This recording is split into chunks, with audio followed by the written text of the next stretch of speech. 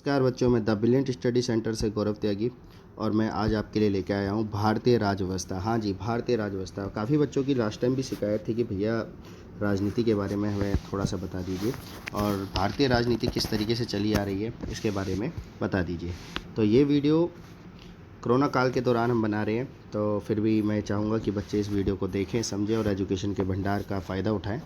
तो हम शुरू करेंगे भारतीय राजव्यवस्था से। तो भारतीय राजव्यवस्था का अर्थ समझे पहले कि भारतीय राजव्यवस्था का मतलब होता है कि भारत में राजव्यवस्था किस प्रकार चलाई जा रही है। तो ये वीडियो 11th क्लास के लिए, ख़ास तौर पे 12th के लिए और पॉल साइंस से रिलेटेड हर उस व्यक्ति के लिए जो कि IAS UPS सब की तैयारी कर रहा है, उसके लिए बहुत अच्छी है। तो मैं कोशिश करूँगा कि एक ही वीडियो में सब कुछ आपको समझा सकूं। अगर ये पार्ट पूरा नहीं होता तो सेकंड वीडियो ज़रूर बनाऊंगा। Thank you. हम शुरू करते हैं बिना टाइम गवाए द ब्रिलियंट स्टडी सेंटर से गौरव त्यागी। ओके, तो हमारी बात जो अब शुरू होती है वो होती है संविधान का निर्माण। तो संविधान का निर्माण किस प्रकार हुआ है। ओके, संविधान की रूपरेखा। भारतीय संविधान का निर्माण करने वाली संविधान सभा का गठन जुलाई 1946 में कैबिनेट मिशन की संस्तुतियों पर किया गया है। तो यहाँ पे मेन चीज़ क्या है कि कब हुआ, तो याद रखना है जुलाई 1946। मैंने आपके लिए अंडरलाइन करा है, नोट कर लीजिए। संविधान सभा जिसका चुनाव प्रादेशिक विधानसभा केवल निम्न सदन के सदस्यों द्वारा परोक्ष रूप से किया गया था कि पहली बैठक 9 दिसंबर 1946 को संपन्न हुई। ओके, याद रखना है 9 दिसंबर 1946 को हुई। मुस्लिम लीग ने संविधान सभा की पहली बैठक का बहिष्कार किया। इस प्रथम बैठक में ही डॉक्टर सच्चिदानंद सिन्हा को सर्वसम्मति से संविधान सभा का स्थायी सदस्य चुना गया। ठीक है, तो यहाँ पे आपको याद रखना है कि सच्चिदानंद सिन्हा को अस्थायी सदस्य चुना गया था पहली बैठक में और मुस्लिम लीग ने इसका बहिष्कार किया था। 11 दिसंबर 1946 की बैठक को डॉक्टर राजेंद्र प्रसाद को सभा का स्थायी सदस्य चुना गया। तो यहाँ पे बच्चे काफ़ी कंफ्यूज हो जाते हैं, तो ध्यान रखना है। स्थायी सदस्य पूछा जाए तो डॉक्टर राजेंद्र प्रसाद, अस्थायी पूछा जाए तो सच्चिदानंद सिन्हा। ओके, डॉक्टर भीमराव अंबेडकर की अध्यक्षता में संविधान सभा की प्रारूप समिति की स्थापना 29 अगस्त 1947 को की गई। अध्यक्ष समिति इसके सदस्यों की कुल संख्या 7 थी। ठीक है, तो आपको याद रखना है कि कितनी थी, 7। ओके, मार्क कर देता हूँ, आपको याद रहेगा। संविधान निर्माण की प्रक्रिया में कुल 2 वर्ष 11 महीने 18 दिन लगे। क्लियर। 26 नवंबर 1949 को संविधान सभा के अध्यक्ष के हस्ताक्षर के बाद इसे पारित घोषित कर दिया गया। तो इसे कब पारित माना गया, 26 नवंबर 1949 को। ओके, भारत का संविधान 26 नवंबर 1949 को अंगीकार किया गया। अंगीकार का मतलब होता है उसे अपनाया गया। ठीक है, 26 जनवरी 1950 को प्रथम गणतंत्र दिवस को पूर्ण रूप से लागू हो गया। डॉक्टर भीमराव अंबेडकर को भारतीय संविधान के जनक के रूप में जाना जाता है। तो पेपर का एक मोस्ट इम्पोर्टेंट क्वेश्चन होता है कि भारतीय संविधान का जनक किसे माना जाता है। क्लियर। ओके, नवनिर्मित संविधान में 22 भाग और 395 अनुच्छेद और 8 अनुसूची थी। ठीक है, याद रहेगा। क्या बताया मैंने आपको, 22 भाग, 395 अनुच्छेद और 8 अनुसूची।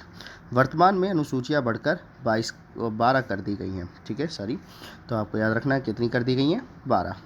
संविधान की प्रस्तावना को संविधान की कुंजी भी कहा जाता है। संविधान की प्रस्तावना में समाजवादी, पंथनिरपेक्ष, अखंडता शब्द 42वें संविधान संशोधन द्वारा 1976 में जोड़े गए थे। याद रहेगा आपको। गुड। संविधान के स्रोत। तो संविधान के स्रोत का मतलब होता है कि जब संविधान बनाया गया तो उसका कोई एक प्रमुख स्रोत नहीं था, ये अलग अलग देशों से अलग अलग चीज़ें लेके बनाया गया था। तो हम समझते हैं किस देश से क्या लिया गया था। सबसे पहले बात आती है ब्रिटेन की। ठीक है, संसदीय शासन विधि निर्माण प्रक्रिया, एकल नागरिकता, दुसदनीय व्यवस्था। ठीक है, तो ये कहाँ से ली गई थी, हमारी ब्रिटेन से। USA प्रस्तावना, मौलिक अधिकार, न्यायिक पुनरावलोकन, न्यायपालिका की स्वतंत्रता, सर्वोच्च न्यायालय का गठन एवं शक्तियाँ, राष्ट्रपति पर महाभियोग, राष्ट्रपति का पद। ठीक है, तो ये सब चीज़ें कहाँ से ली गई, हमारी USA से। कनाडा, संघात्मक व्यवस्था, अविभजित शक्तियाँ, अविशिष्ट शक्तियों का केंद्र के पास होना, केंद्र द्वारा राज्यपाल की नियुक्ति। ठीक है, तो ये याद रखना है आपको, केंद्र द्वारा जो राज्यपाल की नियुक्ति है वो कहाँ से लिया गया था? कनाडा से। ओके, आयरलैंड, नीति निर्देशक सिद्धांत, राष्ट्रपति का निर्वाचन, उच्च सदन के सदस्यों को मनोनीत करने संबंधी प्रावधान। ओके, जर्मनी से आपात उपबंधन, ऑस्ट्रेलिया से प्रस्तावना की भाषा, समवर्ती सूची, केंद्र राज्य संबंध। ओके, फ्रांस से गणतंत्र, रूस से मौलिक कर्तव्यों का प्रावधान, दक्षिण से संविधान में संशोधन, राज्यसभा के सदस्यों का निर्वाचन। क्लियर है? तो ये वो चीज़ें हैं जो कि हमने कहाँ से लिए हैं? दूसरे देशों से अंगीकार किए, यानी कि लिए, जिसके द्वारा हमारा संविधान आज की डेट में बना है। क्लियर? ओके, अगला आता है संविधान की उद्देशिका। ध्यान से समझें, संविधान की उद्देशिका। नेहरू द्वारा प्रस्तुत उद्देश्य संकल्प में जो आदर्श प्रस्तुत किए गए उन्हें ही संविधान की उद्देशिका में शामिल कर लिया गया। संविधान में 42वें संशोधन 1976 द्वारा यथा संशोधित यह उद्देशिका निम्न प्रकार है। तो भारत में जब संविधान लागू करा गया तो उसकी एक उद्देशिका रखी गई, जिसे नेहरू जी ने अपने भाषण में कहा है। तो वो किस प्रकार की उद्देशिका, जरा देखते हैं और सुनिए। यहाँ पे मैं अंडरलाइन कर देता हूँ, ये इंपॉर्टेंट है, आप पढ़ सकते हैं। हम भारत के लोग भारत को एक संपूर्ण प्रभुत्व संपन्न समाजवादी पंथनिरपेक्ष लोकतंत्रात्मक गणराज्य बनाने के लिए तथा उसके समस्त नागरिकों को सामाजिक, आर्थिक और राजनीतिक न्याय, विचार, अभिव्यक्ति, विश्वास, धर्म और उपासना की स्वतंत्रता, प्रतिष्ठा और अवसर की समानता प्राप्त करने के लिए तथा उन सब के व्यक्तियों की गरिमा और राष्ट्र की एकता और अखंडता सुनिश्चित करने वाली बंधुता बढ़ाने के लिए दृढ़ संकल्प होकर अपनी इस संविधान सभा में आज तारीख 26 नवंबर 1949 मिति मार्गशीर्ष शुक्ल सप्तमी संवत 2006 विक्रमी को एतत् द्वारा इस संविधान को अंगीकृत, अधिनियमित और आत्मप्रीत करते हैं। ठीक है, तो ये लैंग्वेज थी जो कि जवाहरलाल नेहरू द्वारा बोली गई थी। इसका मुख्य उद्देश्य यही था कि हम संविधान को अपनाते हैं। क्लियर? मुझे लगता है सब बच्चों को ये क्लियर हो गया होगा। हाँ जी, जो इम्पोर्टेंट डेट है वो सब नोट कर लें, याद रखना है आपको। मैं एक बार लास्ट में फिर रिवाइज़ करा दूंगा क्या क्या ज़रूरी है हमारे लिए। तो ज़रा बढ़ते हैं अगली वीडियो के लिए। Just a minute.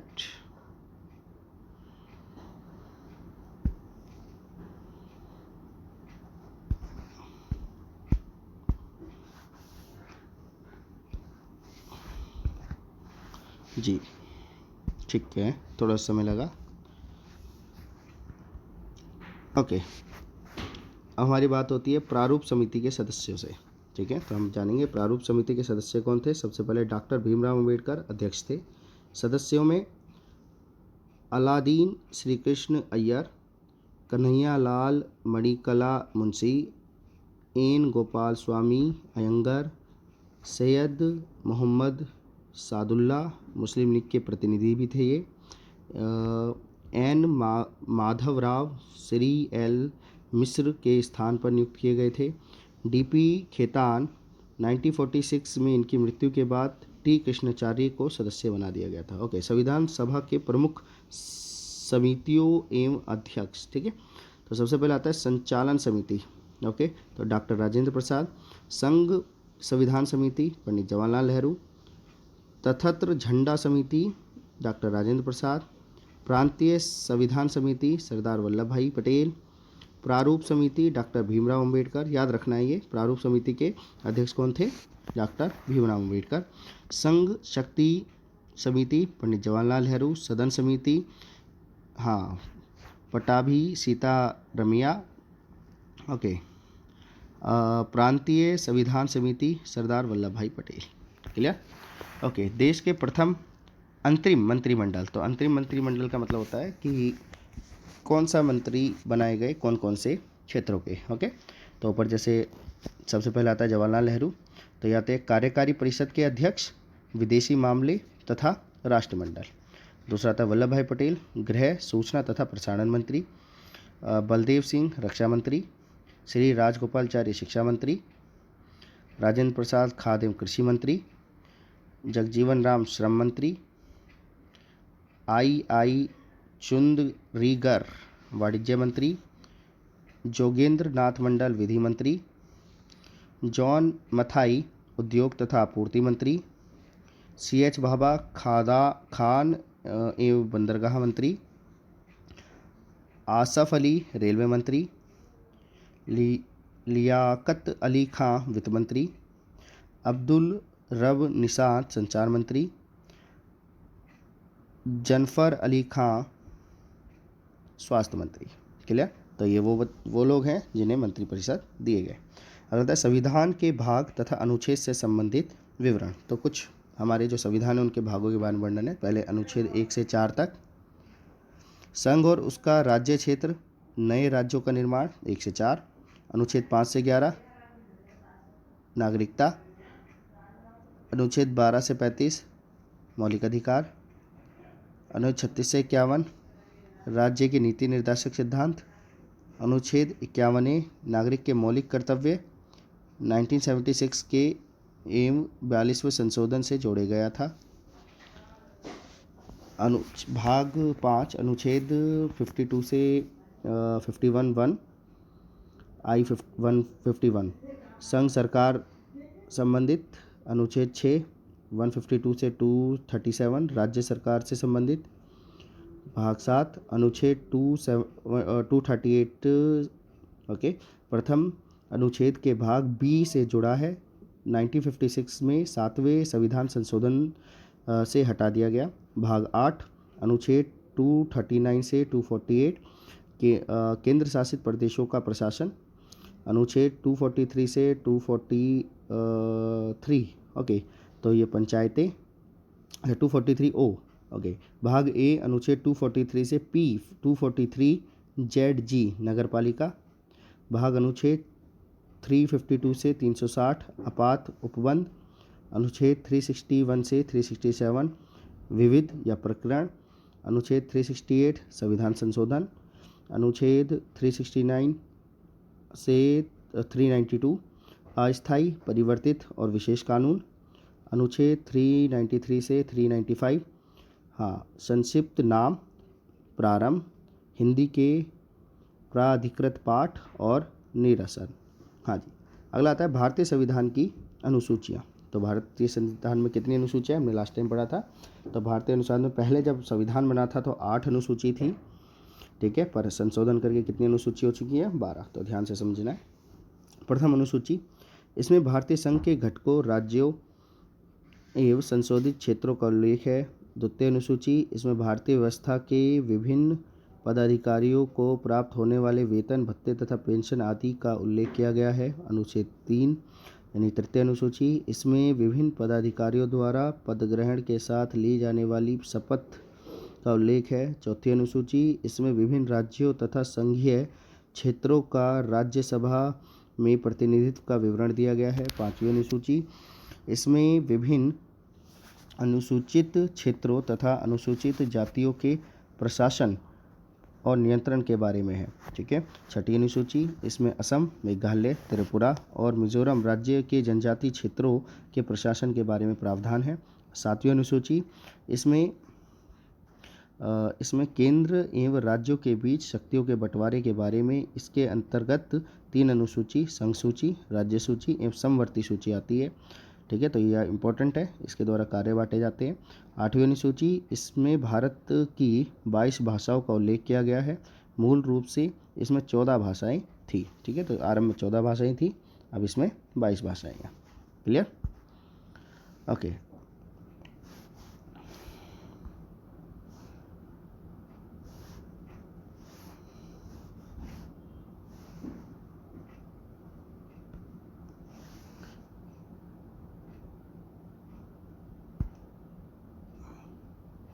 अब हमारा आगे जो पोर्शन है, ओके, तो अब आता है हमारा 9वीं अनुसूची। थोड़ा डिस्टर्बेंस हो जाता है, एक्चुअल थोड़ी प्रॉब्लम आ जाती है, बट कोई बात नहीं, मैं आपको सही तरीके से करके दिखा रहा हूँ। तो याद कर लीजिए, साथ के साथ नोट कर लीजिए। 9वीं अनुसूची, संविधान में यह अनुसूची प्रथम संविधान संशोधन अधिनियम 1951 द्वारा जोड़ी गई।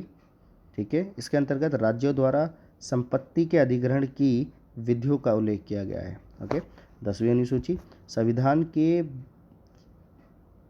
52वें संशोधन 1985 द्वारा जोड़ी गई।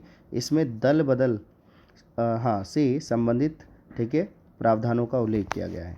11वीं अनुसूची, यह अनुसूची संविधान के 73वें संशोधन संवैधानिक संशोधन 1993 द्वारा जोड़ी गई। इसमें पंचायती राज व्यवस्था को कार्य करने के लिए 29 विषयों का प्रदान किया गया। 12वीं अनुसूची, यह अनुसूची संविधान के 74वें संवैधानिक संशोधन द्वारा जोड़ी गई। इसमें शहरी क्षेत्र की स्थानीय स्वशासन संस्थाओं को कार्य करने के लिए 18 विषय दिए गए। यहाँ तक क्लियर है? ओके। अगला आता है संघ और राज्य क्षेत्र। संविधान का भाग 1 प्रथम अनुसूची अनुच्छेद से 1 से 4 संघ इसके क्षेत्र से संबंधित है। ठीक है, संविधान का अनुच्छेद 1 के अनुसार इंडिया, जो कि भारत है, राज्य का संघ होगा। ओके। अनुच्छेद 3 वर्तमान राज्य क्षेत्रों में से नए राज्यों के निर्माण के विषय में व्याख्या करता है। ओके। अगला आता है राज्यों का पुनर्गठन, कि राज्यों को किस प्रकार से बांटा गया है। स्वतंत्रता प्राप्ति के बाद देशी रियासतों और ब्रिटिश शासित भारतीय रियासतों का विलय कर दिया गया। ये इंपॉर्टेंट लाइन है, ध्यान रखना है। भारत के आधार पर सर्वप्रथम 1953 में आंध्र प्रदेश राज्य का गठन किया गया। बाद में फजल अली आयोग की सिफारिशों ने राज्य पुनर्गठन अधिनियम 1956 के द्वारा राज्यों के निर्माण का मार्ग प्रशस्त किया।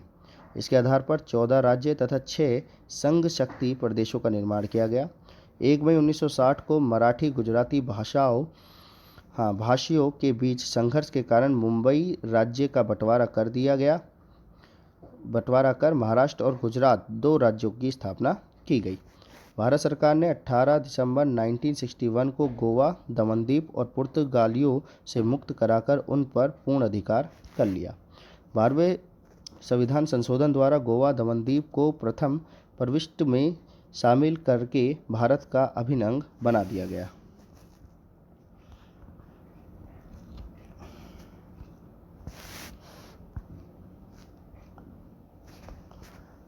ओके।